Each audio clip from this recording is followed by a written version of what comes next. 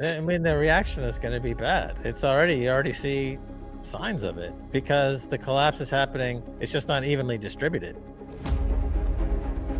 The SEC and Gary Gensler, they've been trying, I think, to get Binance and CZ out of the way before they let the spot market ETFs for Bitcoin trade. They were successful in doing that. Max Keiser delves into the impending economic crisis in his discussion. According to him, this crisis, brewing for years, is on the brink of a catastrophic event, mere months away. The collapsing fiat money systems of numerous countries underscore the severity of the situation. Recent inflation figures serve as indicators of the instability within these systems, escalating in real time. Keiser underscores the tangible repercussions, affecting people's affordability of essentials such as housing, food, and energy. Beyond the economy careening out of control, he points out that the interest on U.S. debt has surpassed even the military budget. Keiser criticizes the unfulfilled promises of economic growth through trickle-down economics, emphasizing the abundance of money printing and misallocated investments that have contributed to capital disappearance. This pattern, involving trillions of dollars, has fueled a financial void controlled by major accounting firms. Keiser forecasts a shift to a Bitcoin standard, anticipating acceleration fueled by waves of bank failures. He asserts that hundreds of banks are insolvent, sustained by questionable accounting methods. As banking collapses become more prevalent in the upcoming months, Keiser anticipates a revealing display of these dubious practices. The discussion concludes with an insight-packed interview with Max Keiser, where he unveils his market predictions for the first part of 2024 and elucidates Bitcoin's role in global crypto stocks and financial markets. The only risk that I see is that the coiners show up like Coinbase and Brian Armstrong and these others, Jeremy Allaire at Circle. And those guys are on the level of CZ or Sam Bankman-Fried. They're incredibly bad actors and they're destructive. And they have as all con men do, they have a way of worming their way into situations. So, in the US, you have something like 90% of the wealth is now concentrated in 5% of the population or less. So you'll have 99% of the wealth will be in the hands of 0.01% of the population, and they'll have everything that they need inside the castle. The way to get the population to sign on to that, number one, they'll bring in CBDC, central bank digital currencies. So the way that they'll do that is they'll say, oh, hey, you've got $10,000 in your account.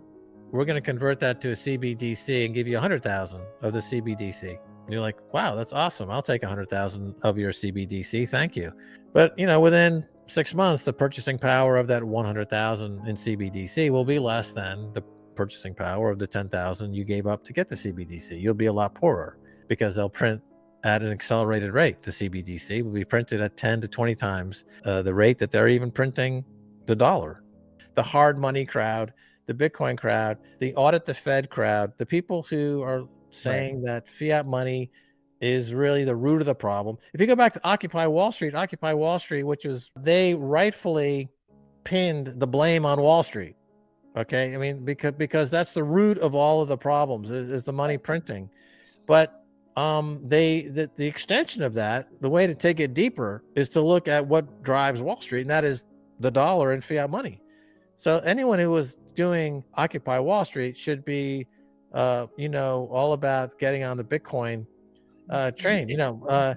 It's not proof of stake. Where proof of stake, like in the fiat money world, the more money you have, the more ability you have to make policy, to influence. So the game is to make as much money and then change the law to make it easier for you to make more money. And then ultimately, the least advantaged, or the people who don't have a lobbyist working for them in Washington, they lose out. And then the lefties come along and say, we need to make it fair by giving them some money. We're going to print some money and give it to them to make it fair. More money printing, and then you've got this Titanic-sized problem sinking into the sea of fiat money abyss. But unfortunately, that crowds out legitimate investment and legitimate entrepreneurialism, which is not getting funded the way it should be, which would create the jobs and the opportunities in a more fair way. Either you have a central bank like the Federal Reserve Bank, and you have a very strong organized labor force. So in other words, the central bank works for the oligarchs, and organized labor would work for labor, and that the labor would fight to have their wages tied to money supply. So the average hourly wage right now would be closer to $50 to $60 an hour to keep pace with the amount of money that goes into Wall Street's pockets. Okay, that's one system. That could work. Or you could have no central bank and you have no organized labor. This would be more of a free market system. That would also work. It has its pluses and minuses, but it would also work. The worst possible combination would be that you have a central bank and you have no organized labor, which is what you have in the United States right now. Right. Right. And that's the worst. Yes. So, and labor will have no ability to fight the central bank by lobbying for higher wages and higher benefits. That will never equal the playing field. Their only way to equal this playing field is to get onto Bitcoin by essentially walking away from the entire fiat money system, central banking system, and going on a Bitcoin standard. Keiser asserts that due to extensive insolvency, central banks and the Federal Reserve find themselves in a state of excessive leverage. Historically, Japan has been a prominent global lender, primarily owing to its access to inexpensive funds. However, this practice has prompted Japan to delve into assets that have, in turn, adversely impacted its infrastructure. The countries where the currency is deteriorating, you have more emphasis to solve the inflation problem with Bitcoin. So you're going to have that will be where things perk up. In economies that are centralized, highly centralized, it would be less of an issue because they are very much a very centralized command and control economy. So that's not going to be in the works. They are walking away from the dollar and they're trading in their own currencies, and they're going to trade in gold, and they'll probably trade in Bitcoin on the sovereign level. And that will trickle down to the individual level at some point. Again, because once you start to go down the Bitcoin path, it just makes more and more sense. The more you study it, the more you use it, the more you realize how antiquated and ridiculous the current system is. And this affects everybody. So, I mean, as far as having different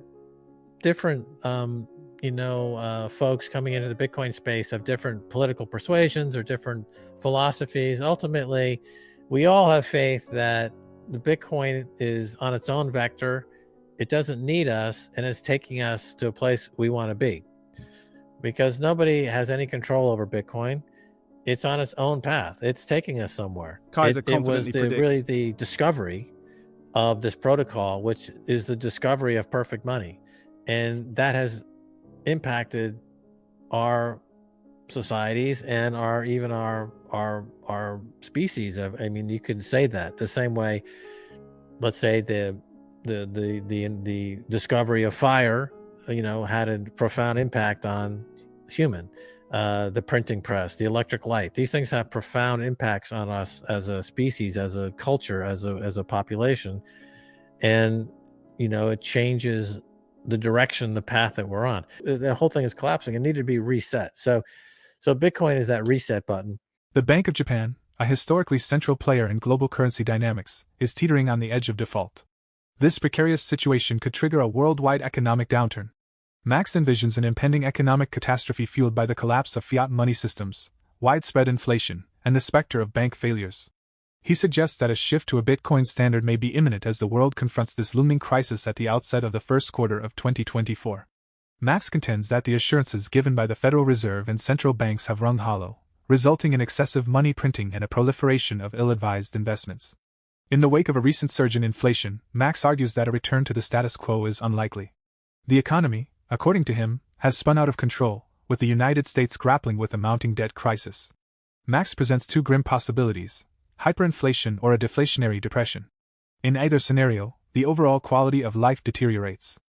He highlights the absence of viable solutions, signaling a heightened severity of the crisis. Interestingly, Max observes how political figures are now discussing Bitcoin as a potential solution, indicating a shift toward a Bitcoin-centric financial framework. Share your thoughts on Max Keiser's latest interview and your perspectives on his Bitcoin predictions for 2024 in the comments below. For more Daily Dose Crypto news, check out these two awesome videos on your screen. Click now and we will see you on the next video.